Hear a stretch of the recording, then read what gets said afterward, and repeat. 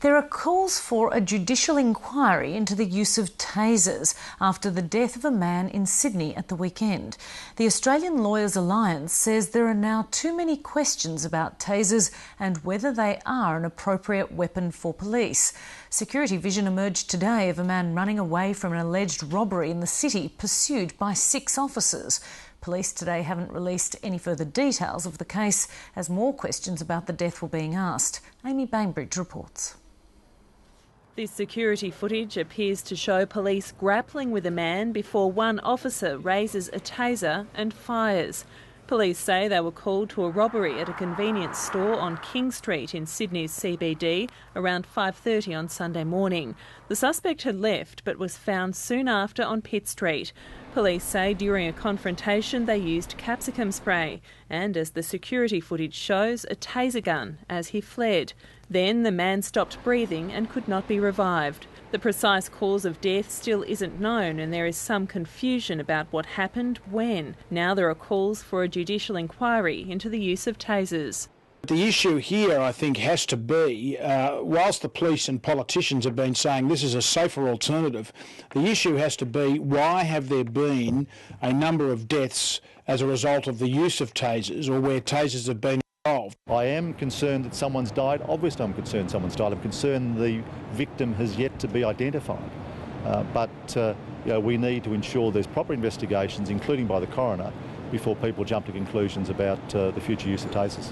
These are very dramatic, the effects they have on the human body. It's extremely painful. All the muscles contract and you're inducing a very severe sort of muscle spasm in people.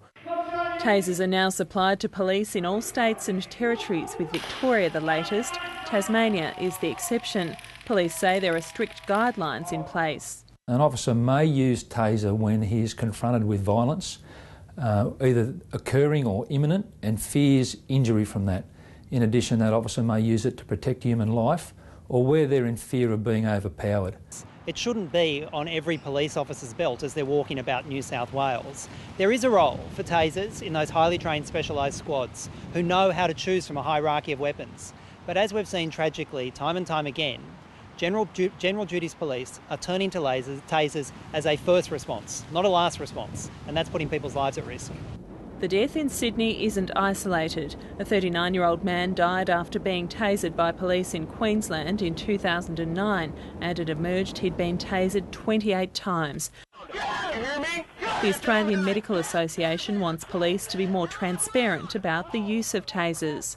It would be very useful if the police forces in Australia release their information on how often they use tasers, how frequently people get taken to hospital afterwards, and how many people have to stay in hospital, because then the public could get an idea about how safe or unsafe the use of tasers is.